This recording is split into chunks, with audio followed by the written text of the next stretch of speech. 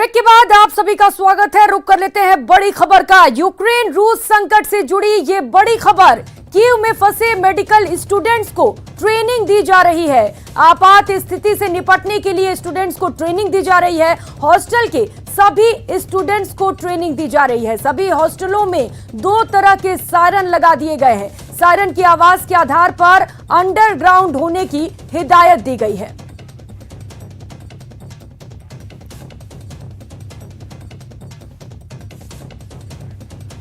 और इसी खबर पर ज्यादा जानकारी के साथ सहयोगी श्याम बिश्नोई इस वक्त हमारे साथ जुड़ चुके हैं। श्याम, छात्रों को वहां पर ट्रेनिंग दी जा रही है, क्या कुछ जानकारी आपके पास? देखिए प्रियंका, निश्चित तौर से जिस तरीके से रूस और यूक्रेन के बीच चल रहे विवाद को लेकर जालोर जिले के कुछ स्टूडेंट है वो कीव शहर में फंसे हुए हैं और वहां पर अब उन स्टूडेंट को ट्रेनिंग दी जा रही है। बाकायदा वहां पर टीम पहुंच चुकी है और हॉस्टल के बेसमेंट में बुला करके सभी को ट्रेनिंग दी जा रही है। उसके अंदर 2 सायरन लगा दिए गए। उसके आधार पर ये बताया गया है कि अलग अलग सायरन की आवाज के आधार पर उन बच्चों को अंडरग्राउंड होना है। जो हॉस्टलेज है जहां पर वो व्यवस्था की गई है अंडरग्राउंड, वहां पर पहुंचना है आपात स्थिति में। तो वहीं दूसरी ओर जो स्टूडेंट है उनसे न्यूज 18 से बात हुई है। उन्होंने ये भी कहा है कि दिन को भी उन्हें हिदायत दे दी गई थी बैग पैक करके रखने की, ताकि इनको अन्य हॉस्टलों में शिफ्ट किया जाए। लेकिन अभी लेटेस्ट अपडेट यही मिल रही है कि अभी इस तरीके का कोई खतरा नहीं है। आर्मी वहां पर मौजूद है, लेकिन उनमें जो छात्र है उनको ट्रेनिंग दी जा रही है। ठीक है श्याम, तो खतरा नहीं है लेकिन ट्रेनिंग दी जा रही है छात्रों को ताकि वो सेल्फ डिफेंस कर सके। बहुत शुक्रिया आपका तमाम जानकारियों के लिए।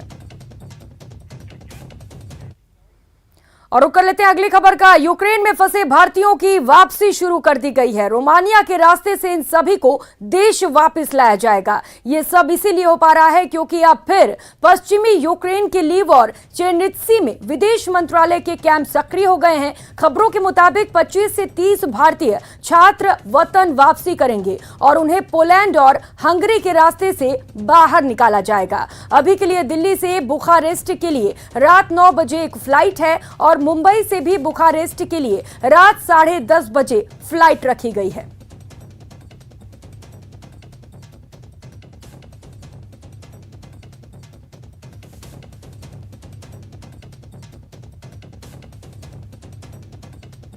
तो सभी भारतीयों के लिए यह बड़ी राहत की खबर है।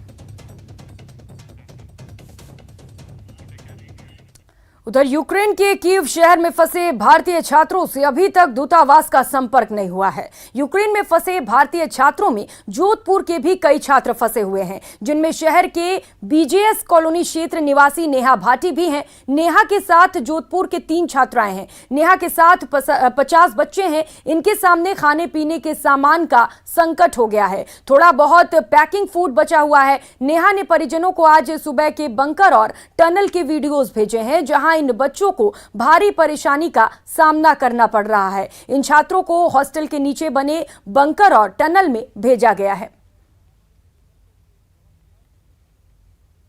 As far as I have heard कि यहाँ पे जो भी शॉपिंग स्टोर सुपरमार्केट्स हैं वो बंद हो चुके हैं मैक्सिमम। और 3 बार सुबह 6 बजे से 7 बजे के बीच में 3 बार एयर सायरन्स बजे हैं, इमरजेंसी सायरन्स। एंड अभी पुलिस भी यहाँ से सारे पुलिस की गाड़ियां वगैरह सब एयरपोर्ट के साइड से हॉस्टल से बाहर रोड्स जा रही है।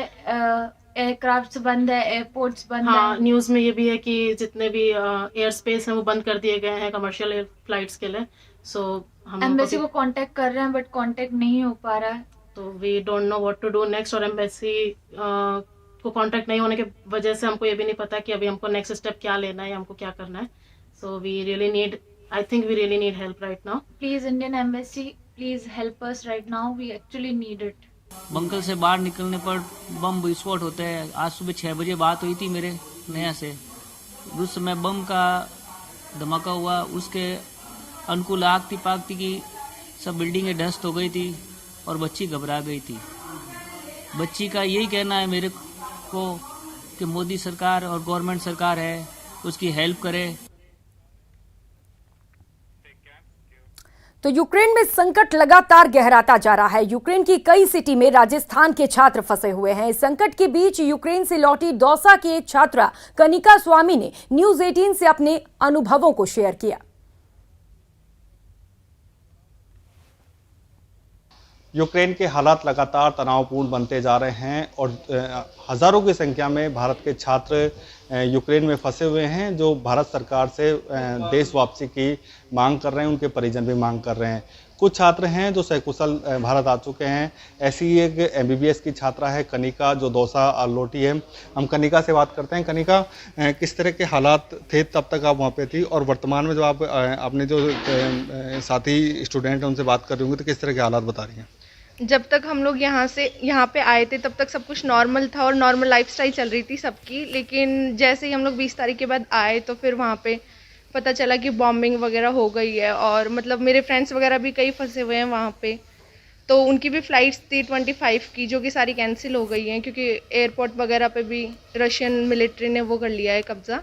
और अब मतलब बॉम्बिंग सुनाई दे रही है उनको बार बार, और कई बच्चे मेट्रो में भी जा रहे हैं नीचे अंडरग्राउंड बंकर्स के अंदर, और बहुत ज़्यादा डर लग रहा है उनको भी, पता नहीं क्या होगा। और इंडियन एम्बेसी भी कोशिश कर रही है उनसे कांटेक्ट करने की, लेकिन अभी तक कुछ हुआ नहीं है।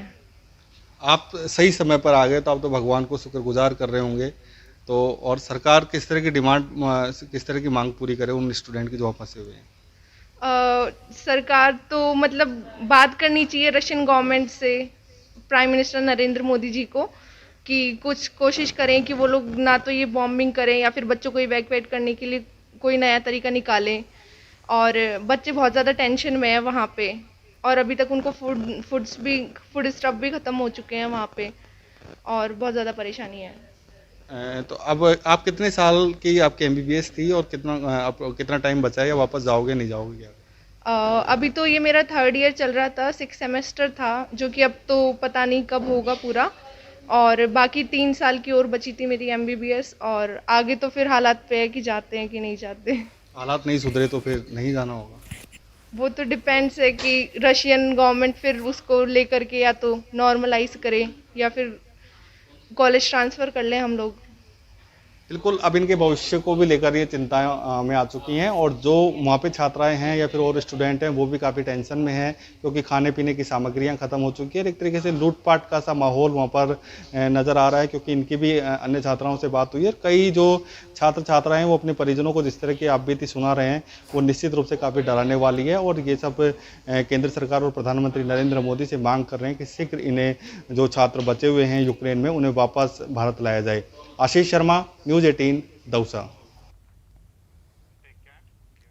तो वहीं रूस यूक्रेन विवाद के बीच हनुमानगढ़ के कई विद्यार्थी भी यूक्रेन में फंसे हुए हैं, और उनके परिजन अपने बच्चों के लिए चिंतित नजर आ रहे हैं। जिले के कई अन्य विद्यार्थियों की तरह जंक्शन निवासी जोफी सोनी और टाउन निवासी देव शर्मा यूक्रेन में फंसे हुए हैं। दोनों यूक्रेन में MBA की पढ़ाई कर रहे हैं, और उन्होंने वहां से निकलने का भी प्रयास किया, लेकिन आखिरी समय पर यूक्रेन का एयर स्पेस बंद कर दिया गया। अब दोनों छात्रों के यूक्रेन में फंसे होने पर परिजन परेशान हैं।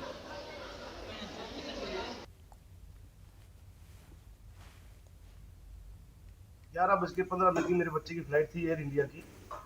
कहाँ से? ये थी बोरिसफील्ड से। तो सुबह 6 बजे मेरा बच्चा बोरिसफील्ड पहुंच गया, पर वहां से बस आगे निकल गई, बोले एयरपोर्ट बंद है। उनको जाके कीव में उतार दिया, उनकी कोई रिस्पॉन्सिबिलिटी नहीं थी, बस कीव के बस अड्डे पे उतार दिया।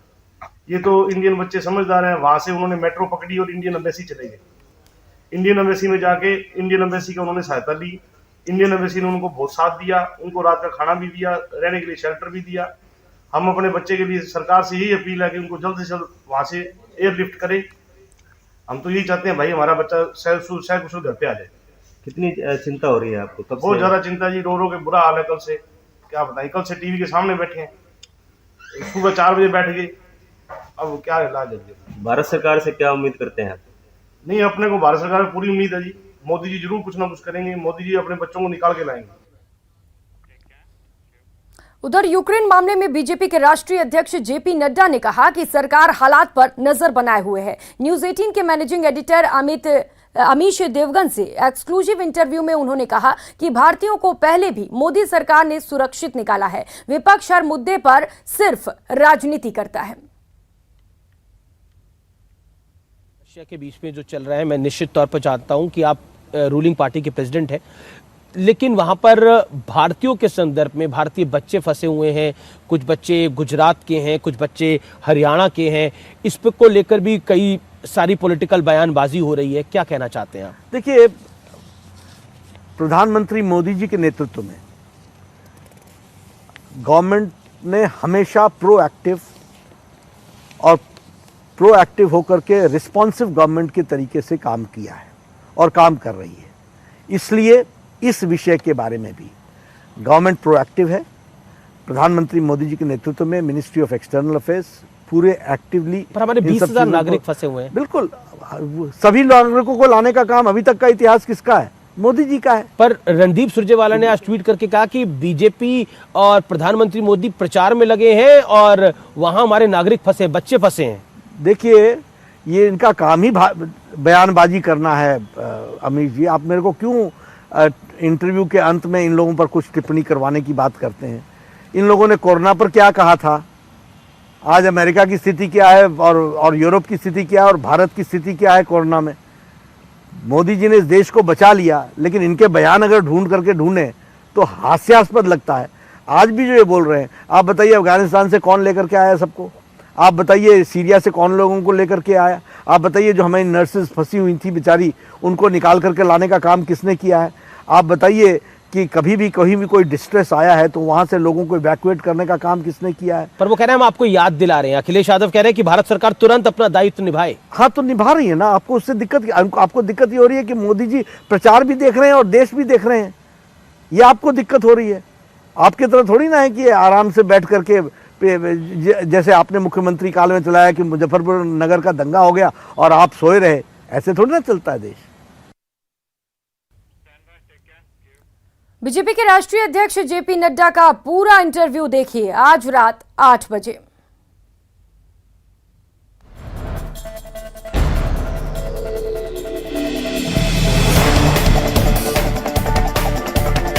भारतीय जनता पार्टी के national president Jagat Prakash Nadda ji, Bharatiya Janata party का मुसलमानों के साथ रिश्ता क्या है? इस देश में अपीजमेंट को अगर आप रास्ता मानते हैं तो अपीजमेंट किसी का नहीं। अखिलेश यादव को आतंकवाद के साथ जोड़ देना, दंगेश कह देना। अखिलेश अगर टेररिस्टों को बचाता है तो हम छोड़ने वाले नहीं हैं। केजरीवाल कह रहे हैं कि सब लोग मिल गए हैं। आप बता दीजिए ना कि आपको टेररिस्ट फंडिंग नहीं हुई। ये नो क्यों नहीं कह रहा है केजरीवाल? यूक्रेन और रशिया के बीच में जो चल रहा है, रणदीप सुरजेवाला ने ट्वीट करके कहा कि प्रधानमंत्री मोदी प्रचार में लगे हैं और वहां हमारे नागरिक फंसे। आप बताइए अफगानिस्तान से कौन लेकर के आया सबको? आप बताइए सीरिया से कौन लोगों को लेकर के आया? आपको दिक्कत ये हो रही है कि मोदी जी प्रचार भी देख रहे हैं और देश भी देख रहे हैं।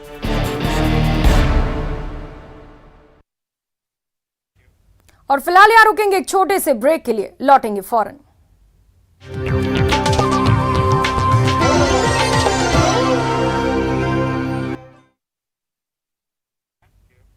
ब्रेक के बाद आप सभी का स्वागत है। वैक्सीन कवच को ना नहीं, न्यूज 18 राजस्थान की मुहिम को चारों तरफ से सराहना मिल रही है। जयपुर सीएमएचओ ने जहां न्यूज 18 की मुहिम की सराहना की, वहीं जोधपुर के लोगों में वैक्सीनेशन को लेकर जबरदस्त जागरूकता आई है और रिकॉर्ड स्तर पर वैक्सीन लेने का प्रतिशत बढ़ा है। रंग लाने लगी है न्यूज 18 की मुहिम। वैक्सीनेशन से भागने लगा कोरोना, बढ़ने लगी इम्यूनिटी, बचने लगी जान। न्यूज 18 राजस्थान सदैव से भी समाज के लिए जो भी परोपकार के कार्य हैं उन सभी में उसके बढ़ चढ़ कर उन्होंने हिस्सा लिया है। खासकर जो मेडिकल से रिलेटेड हेल्थ प्रोग्राम है, हेल्थ के लिए लोगों को बहुत अवेयर किया है। कोविड वैक्सीनेशन के अंदर जहाँ इस महामारी के अंदर जिस तरह से इन्होंने लोगों को प्रेरित किया है वैक्सीनेशन के लिए, यही कारण है कि आज वहाँ जयपुर में हम प्रथम डोज के अंदर 108% तक पहुँच पाए हैं। परसेंट इतना अचीव कर लिया है हमने। सुना, राजधानी जयपुर के सीएमएचओ डॉक्टर नरोत्तम शर्मा का साफ कहना है कि न्यूज 18 राजस्थान की मुहिम वैक्सीन कवच को ना नहीं का ऐसा असर पड़ा कि जयपुर ने वैक्सीनेशन के पहले डोज का 108% लक्ष्य हासिल कर लिया। सीएमएचओ ने न्यूज 18 की मुहिम की प्रशंसा करते हुए कहा कि मुहिम का असर है कि हम दूसरे डोज के लक्ष्य को 100% हासिल करने की ओर हैं। हम इसके लिए न्यूज 18 परिवार का सादर धन्यवाद करते हैं। सेकेंड डोज में लगभग हम 100% के आसपास पहुँचने जा रहे हैं। मैं धन्यवाद करना चाहूँगा न्यूज 18 के इस तरह परोपकारी कार्य करने के लिए, जिससे कि लोग अवेयर हुए और कोविड के वैक्सीनेशन के अंदर बढ़ चढ़ कर उन्होंने हिस्सा लिया। जोधपुर में वैक्सीनेशन का आंकड़ा लक्ष्य के करीब पहुंच गया है। वैक्सीन की जागरूकता के लिए चलाई गई मुहिम का असर है कि जोधपुर ने पहली डोज का 96% और दूसरी डोज का 75% टारगेट पूरा कर लिया है और लगातार स्वास्थ्य कर्मी 100% लक्ष्य हासिल करने के लिए कंधे से कंधा मिलाकर काम कर रहे हैं। कि जोधपुर जिले में जो ये मुहिम चलाई गई थी कि कोरोना कवच को ना नहीं, काफी सकारात्मक रिजल्ट रहे इसके और इसकी वजह से जो है टीकाकरण कवरेज बूस्टअप हुआ। न्यूज 18 की मुहिम को जोधपुर के आम लोगों ने भी सराहा। स्थानीय लोगों ने मुहिम से प्रभावित होकर वैक्सीन लगवाया और इस जागरूकता कार्यक्रम में भागीदार बने। न्यूज 18 की तरफ से जो मुहिम चलाई गई थी कोरोना कवच के लिए, ये बहुत बढ़िया मुहिम थी और हमने भी कई लोगों को इस तरीके से जागरूक किया। न्यूज 18 की तरफ से जो प्रयास रहा और वो जन जन तक फैला भी। न्यूज 18 का हम स्वागत करते हैं, वेलकम उनका, जो हमारे सेठ जी के द्वारा कैंप लगाया, सबको वैक्सीन लगवाई, दवाएं दिलवाई और सब अच्छा हुआ। महामारी के खिलाफ न्यूज 18 की इस मुहिम ने वैक्सीनेशन के प्रति शहर शहर और गांव गांव के लोगों को जागरूक किया। इस अभियान का परिणाम रहा कि कई शहरों ने 100% लक्ष्य हासिल किया, वहीं कई जगहों पर लक्ष्य पूरा होने के करीब है। इसलिए कोरोना के खिलाफ वैक्सीन की सुरक्षा कवच को अपनाना जरूरी है। कोरोना कवच को ना नहीं, वैक्सीनेशन जरूर कराएं। जिला प्रशासन, चिकित्सा विभाग के साथ न्यूज 18 राजस्थान की यह मुहिम जोधपुर में बहुत रंग लाई है। न्यूज 18 की मुहिम के तहत जोधपुर और आसपास के क्षेत्रों में वैक्सीनेशन के महाअभियान के तहत बड़ी संख्या में लोगों ने वैक्सीनेशन में भागीदारी निभाई। यही वजह है कि जोधपुर 100% वैक्सीनेशन की स्थिति में शुमार हुआ है। उम्मीद यही है कि आने वाले समय में भी यह अभियान और वैक्सीनेशन का कार्य बदस्तूर जारी रहेगा, जिससे कि आम लोगों को सेहत के साथ सुरक्षा भी मिल सके। रंजन दवे, न्यूज 18 राजस्थान, जोधपुर। और खबर चित्तौड़गढ़ से है, जहां राजकीय महाराणा प्रताप स्नातकोत्तर महाविद्यालय में कॉलेज प्रबंधन को संविदा पर कार्यरत 2 कार्मिकों का विभाग बदलना इतना भारी पड़ गया कि एनएसयूआई के पदाधिकारियों ने हंगामा करते हुए एक कक्ष पर ताला जड़ दिया। बाद में सूचना मिलने पर मौके पर पहुंची पुलिस ने मामला शांत कराया। वहीं इस पूरे घटनाक्रम से ये साबित हो गया कि महाविद्यालय में प्रबंधन नहीं है, बल्कि छात्र नेताओं की चल रही है। हालांकि महाविद्यालय प्रबंधन दबाव की बात को नकार रहा है।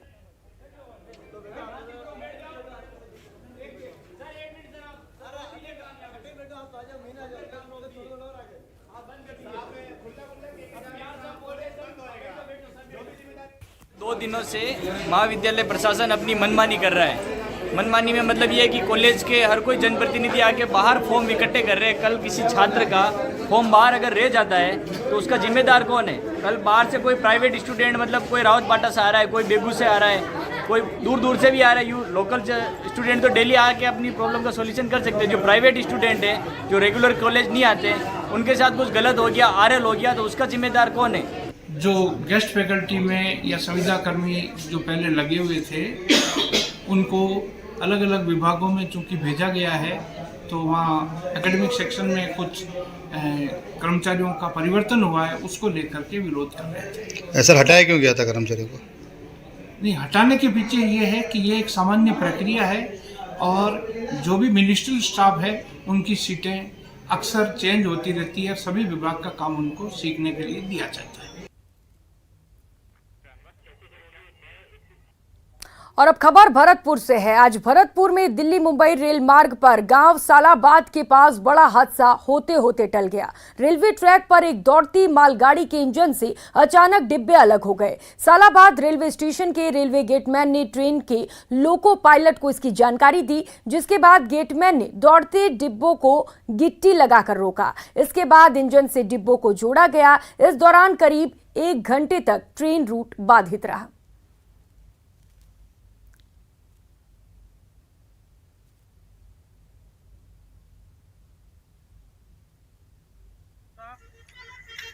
आ रहा था, आगे वाला हिस्सा आगे जा रहा था। हमने संकेत दिखाया, हरी झंडी दिखा के आगे वाले हिस्से को आगे ही हटा दिया। फिर पीछे वाला हिस्सा आ रहा था, हमने प्रोटेक्शन किया, लाइन पे गिट्टी रखी, इससे कि पीछे वाला हिस्सा रुक गया।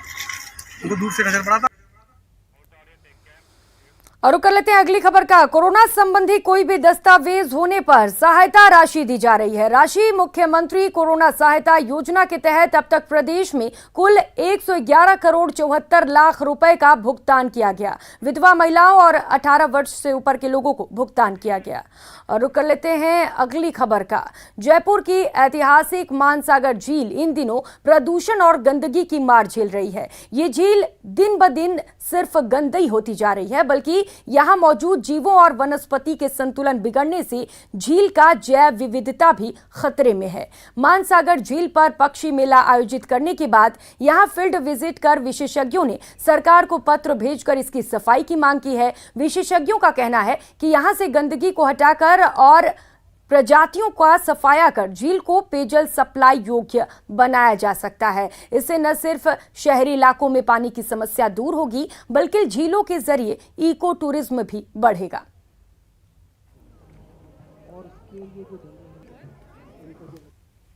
लोग हमसे इसी बात की शिकायत कर रहे हैं कि इस झील के पेटे में गंदा पानी, नालों का पानी आ रहा है। और कुछ लोगों से तो गर्मा गर्मी भी इस मामले में हुई कि देखिए ये काम सरकार का है और सरकार ये नहीं कर रही है, नहीं करेगी। भारत के तमाम एफ्लुएंट ट्रीटमेंट प्लांट, तमाम sewerage treatment plant optimum capacity 100% capacity पे नहीं चल रहे हैं। दोनों को हटाने का तो ठीक है, पर जूली फ्लोरा के बारे में मैं कहूँगा कि अगर कुछ पेड़ तो नेस्टिंग के लिए रखें, जिसके इनकी फिंगलिंग करके पेड़ बन जाएं, और बाकी सबको जो है जो झाड़ियां हैं उनको इरेडिकेट करके जो बर्ड्स के नेस्टिंग के लिए जो नेटिव स्पीशीज को लगाया जाना उचित है। मतलब जल महल विश्व प्रसिद्ध पर्यटक स्थल है, हम इसकी सुंदरता को बनाए रखें और इसको ना गंदगी खुद फैलाएं ना किसी को फैलाने दें। इसकी सुंदरता में 4 चांद लगाने का प्रयास करेंगे। पहली बार इस जल महल की जो इस एयरफोर्स स्कूल के सामने, और हम इसकी सुंदरता को बनाए रखने में अपना पूरा योगदान और पूरा सहयोग करेंगे। निश्चित तौर से हर व्यक्ति की जिम्मेदारी बनती है कि ना हम कचरा फैलाएं ना किसी को फैलाने दें। और अब बात बाड़मेर के एक ऐसे किसान की जिन्होंने रेतीले धोरों पर सागवान की फसल लगाकर न केवल अपनी तकदीर बदल ली, बल्कि दूसरों के लिए भी मिसाल पेश की। बाड़मेर के निम्बानियों की ढाणी में रेतीले धोरों पर तेज हवा के झोंकों के बीच झूमते ये सागवान के पेड़ खेताराम की सफलता की कहानी बयां कर रहे हैं, जिन्होंने रेलवे की नौकरी से वीआरएस लेकर कुछ अलग करने की ठानी थी। अलग करने की चाहत अपने और अपने परिवार के लिए, सुखद भविष्य के लिए ही उन्होंने अपनी पत्नी कमला देवी के साथ मिलकर 2017 में सागवान के 225 पौधे लगाए थे, जो अब विशाल वृक्ष बनने की राह पर हैं। पौधा पानी पिलाना पड़े, कम पिलाना पड़े। 3 वर्ष तक तो पानी मैंने पिलाना पड़े। बाजार में लान 27,000 रो साली में पानी आओ तो 25,000 रो ठीक टैंकर। इन साल में पानी डलानो नहीं पड़ी हुई और हर साल में 2 बार कटिंग करनी पड़े। नहीं 2 बार कटिंग करनी पड़े। हाल तो मूल्य में लले कटे हर बंद खराब हुए को नहीं, और जो बड़ा होने के बाद में कोशिश अलग करनी पड़ेगा। और पौधा लगा हुआ लोग तो बहुत बढ़िया है, और धरती हरी भरी अल्लाह को रहेला बहुत बढ़िया बेला। बड़े कोई लोग लगावे, मैं 225 दरख्त लगाया सागवान का है। रेतीले धौरों पर कंटीली झाड़ियों के अलावा कुछ और नहीं उगता, लेकिन विपरीत परिस्थितियों से हार मानने की जगह खेताराम ने कृषि वैज्ञानिकों की सलाह और अपनी मेहनत से वो कर दिखाया जो यहाँ के ज्यादातर किसान सोच भी नहीं सकते। इस बुलेटिन में फिलहाल इतना ही। न्यूज़ 18 राजस्थान पर खबरों का सिलसिला जारी है। आप बने रहिए हमारे साथ। नमस्कार।